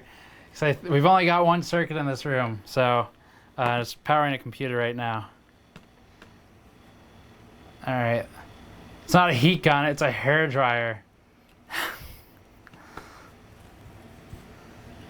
And before breaker trip, it might happen. I'm just reading chat before it cuts out. Yeah. All right, let's see. I'm just not, the entire thing's gonna heat up, so don't touch it. Yeah, I'm just not going to, is my solution to that. If you have a Dremel, we do. Okay, so here's what we're gonna do. I wanna point the heat gun at it and see if we can get it to budge, because there's still a chance it might be like an adhesive and it just kind of falls apart. If it doesn't budge, which I think is the most likely outcome here, because I don't think this will get hot enough, or we'll trip the breaker because we're running a streaming PC. If it doesn't budge and we trip the breaker and go down, then what I'll do is publish the review video for this cooler immediately. So check the channel as soon as the stream goes down from tripping the breaker, or as soon as I conclude and say we're not going to be able to open it until I can get in there with tools in the garage. And I think that'll sum it up. So let's see how we do. I see your messages about cutting the heat pipes first. I do, like I said, tools elsewhere for that. What is this in? This only measures in Fahrenheit, so I need to convert. Can you get your phone and do a couple conversions for me, Fahrenheit to Celsius? Thank you. Why does everything smell like toast? Still running, is that a good sign? Yes, but it's not that hot yet, so it is not at scorched earth setting. 250 degrees Celsius, 482 Fahrenheit. Okay, thank you very much. I appreciate that. So we're currently set to 640 coming out of the heat gun. Let's just see what this gets for us. Can you type in 640? Tap on the non-copper part in the bottom left and it should move towards the finned area. Non-copper part in the bottom left. Do you mean that? This part? Move towards the finned area. Yeah, it takes a sec for the breaker to heat up and trip. You're absolutely correct. I don't think we're there yet though. So we're currently pushing 340 degrees Celsius at it. Good way to go offline streaming with a zoom in on heat pipes. I mean, I think hopefully we'll be okay here. Oops, that's not what I wanted. Let's take that back up.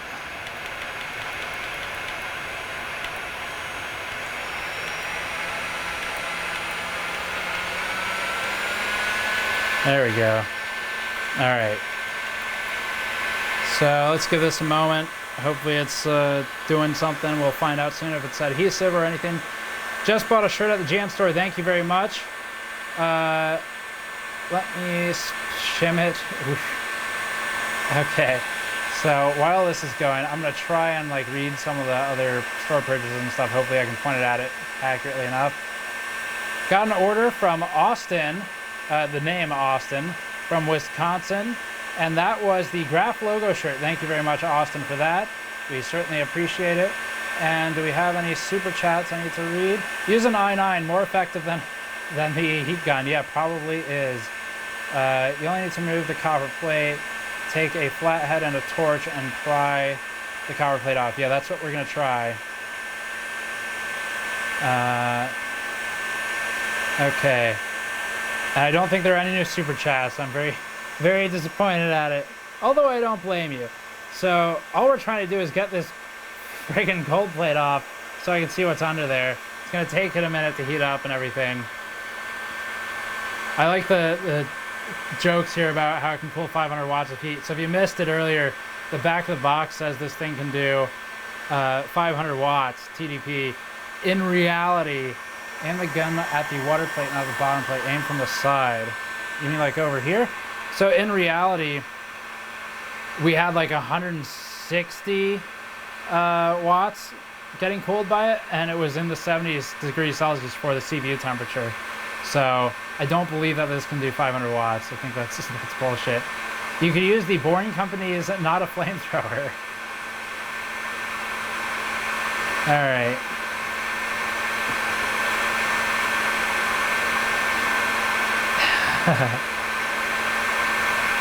Okay, so we're just trying to see if the solder melts or not. I'm gonna give it a bit more time for this. Those don't look like out of the box thermals to me. You'd be surprised. So, is that too impatient, or has there actually been some movement?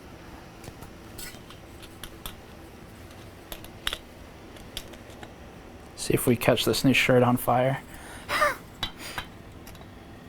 I don't think there's been any movement, unfortunately. Put your wrist on your mat. Aim up on, yeah. Oh, a little bit of movement.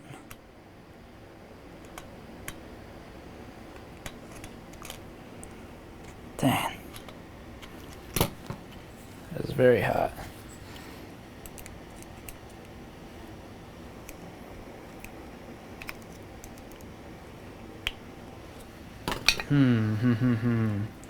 More heat, yeah, I think so. Okay, I need more heat, more heat. Do I have a sharper edge for this? Not really.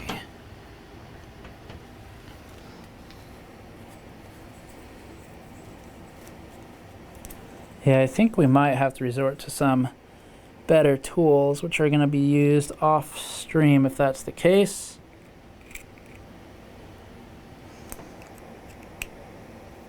Dang. Let's just try more heat first. Let's see if more heat works. Heat gun still has lower TDP than Intel's 28-core CPU. That's possibly true.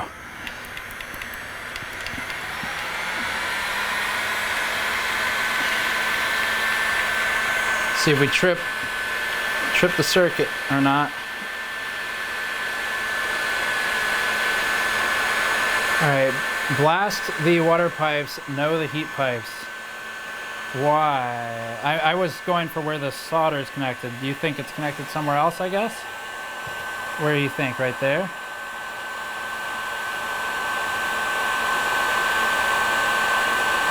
Blowtorch, heat it from the top. You guys mean like this? That would make sense, I suppose. Let's try that. All right, so Linus, where are you? We're breaking things.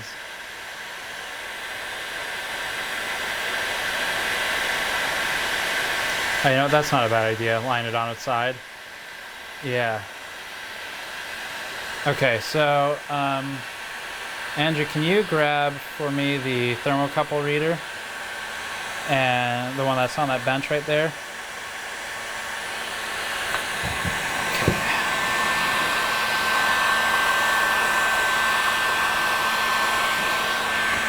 And I just rearranging stuff, guys. 1 second. Okay, thank you. Thermocouple reader.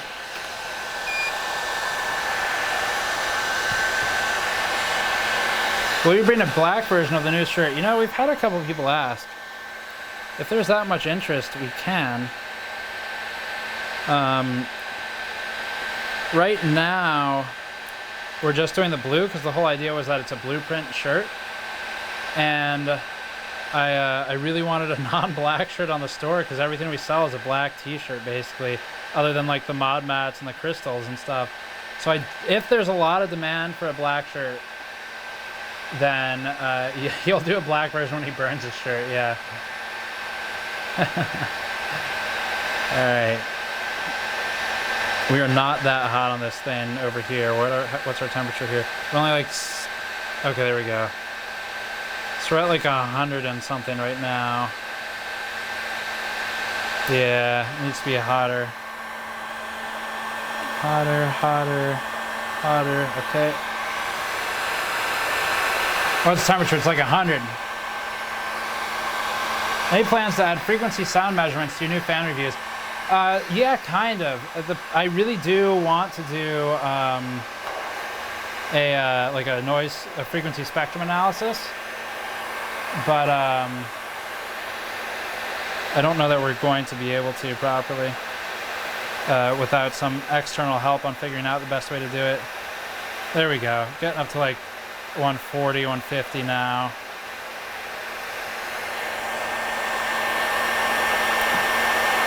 That's looking pretty good. Okay. Yeah, I don't know this. We'll see. I don't know if this will expose the part I want to expose, but I certainly hope so. We're at like 140 C on this, and it doesn't look like it's getting any looser, so that might have to be resolved separately. I do see heat, like bloom effect, though, so we might have to do a separate video to fully remove this thing. Yeah, sorry about your ears.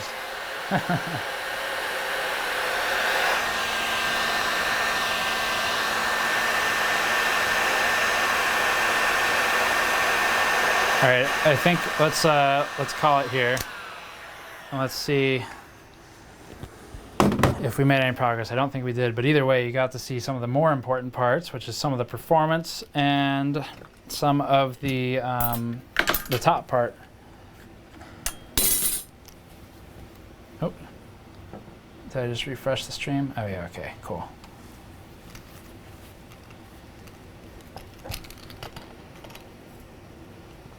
Oh man, I really want. It's like. Wants to move. I'm just pulling at it because I can grab part of the edge. So I think we might cut this here. Thermal shock and cold water, great idea. Yeah, that's an interesting one. All right. Well, anyway, let's hold this part. And what we can do for the rest of this is I'll show you the rest of the thermal results for anyone who missed it earlier, and we'll also get through publishing the, it's a little dangerous to touch right now, publishing the video. So let's walk through what we've learned so far. And I will, I'll figure out the rest of this separately once I can go get access to my real actual tools downstairs. We can figure that out. So here's what we got. This goes on the top up here. like that. And this hooks up to 4 water pipes. That's very hot still. Hooks up to 4 water pipes, which had some leakage issues in our first stream, and that's because these 4 screws were loose. And if you want to see what those screws look like, they're these huge ones right here. So those go in through here. And those hook into the top of the fin stack. And that's shipped loose. So these fittings are stock with it. They came with it. We used them as you all voted in the previous stream. And then we had our open loop set up on the bench. So we did a 360 radiator and one without a radiator. And that was all the testing. So let's look again at some of the test data here and go through some of that just to show you how it performs if you're curious. Because it's not impressive. Where is it? Here it is. Okay, so let's get a shot of these charts one more time. So if you missed it, and I think some of you did, a couple 100 new viewers here.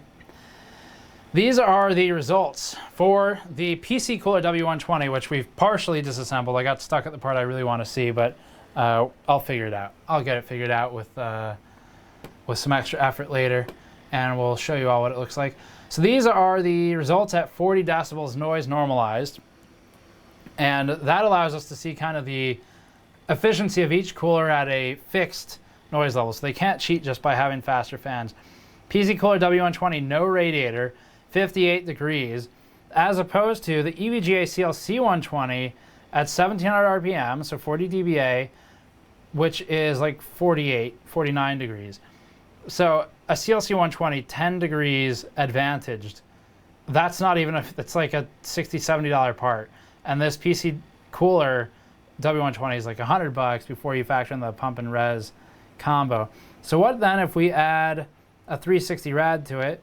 We get up to, with our standardized pace, 44.8 degrees, which is a bit worse than, outside of error, the X42 at 40 dBA.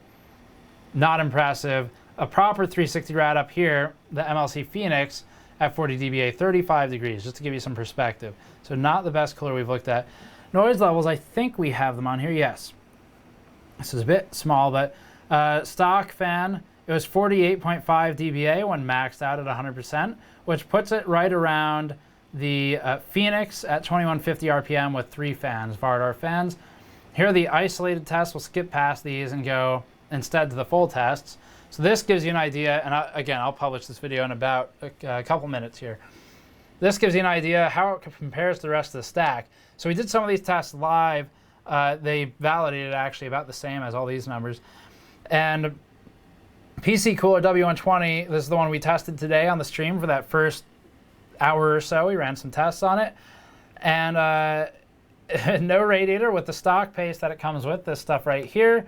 It comes out to 57 degrees, which is CLC 120 with a fan at 1500 RPM lower than its max.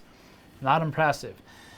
The PC Cooler W120 360 radiator, standardized pace, 41 degrees for the 360, and that is comparable to the Corsair H100i V2 at 1500 RPM, which is 41 degrees. So again, really not an impressive cooler, but a lot of fun to work with. Water temperature is a bit of a problem.